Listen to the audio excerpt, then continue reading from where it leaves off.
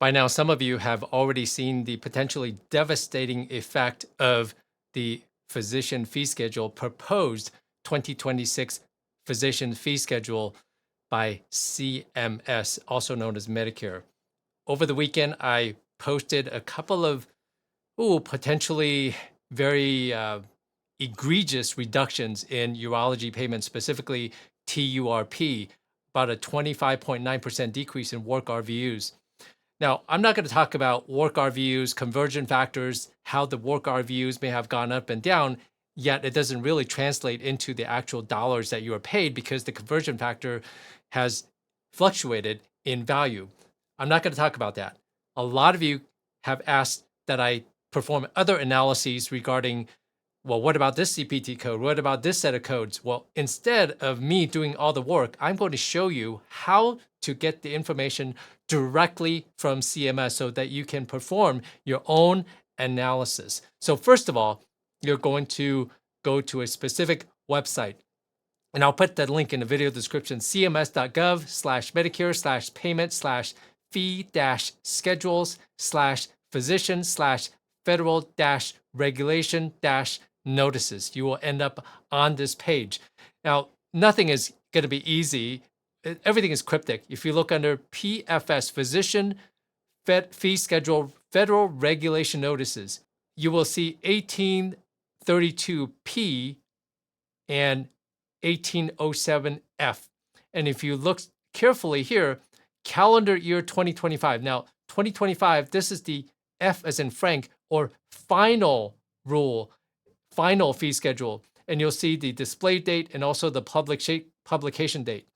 If you look at 1832P, this is the current file as of this recording. This is the proposed instead of the final. P as in proposed, F as in final. This is the proposed 2026 physician fee schedule. If you click on this, you'll end up here, CMS 1832-P, the display date, publication date, etc. You want to go down. This is the key, okay? You want to go to CY 2026 PFS proposed rule addenda updated, blah, blah, blah. So you want to click on this file. You will download a zip file in your browser. Now you'll have to go to your downloaded folder, click on the zip file, and you will see this expanded list of files in the zip file. The file that you want. Now, you see these names, these are kind of contracted. So you want to make sure you expand that list so that you can see the full name. You can go all the way out like that.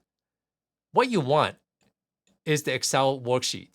And that's pretty easy to identify. You can look at the file type or the file size.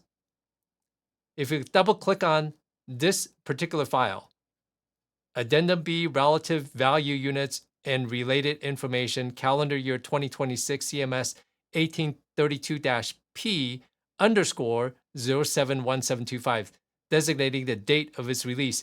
If you double click on that, you will open up an Excel file. And this is what it looks like. Now, how do I find out the things that I'm interested in looking at? Because this is just a huge list of CPT codes. Now, if you look on top, you have the CPT code, the column, first column, and then you have the description. You have the work RVUs for the physicians who are RVU jockeys whose pay is dependent on work RVUs. You want to look here. For those of you running small practices, private practices, you are considered non-facilities. PE means practice expense. This is what CMS is compensating you for, the equipment, for the time, the space, and for the staff. This is the portion of RVUs that they're attributing to that particular set of expense. And for the facility, such as surgery center, such as the hospital, this is where it goes, this column. And for malpractice expense, as you know, this is part of the total work RVUs. This is the column attributed to malpractice RVU expense. And if you want to look at the total non-facility RVUs, meaning practice expense, malpractice expense, work RVUs, this will be the column. the total facility RVUs for the hospital ASC, this will be the column. In the global package, the global days listed in this column. To find a particular code, you can use Control F. This assumes that you're facile with Excel. Control F, as in Foxtrot, to find 52441. Let's look at Urolift. 52441, cystoscopy with implant. Physician will be paid. Let me highlight this. Okay, 52441, Urolift. The work RVUs, 3.9. Non-facility physician expense, etc. listed here. The first implant, 0-day global. And then the second implant, 52441, 442, for the second implant, you'll see the row right there.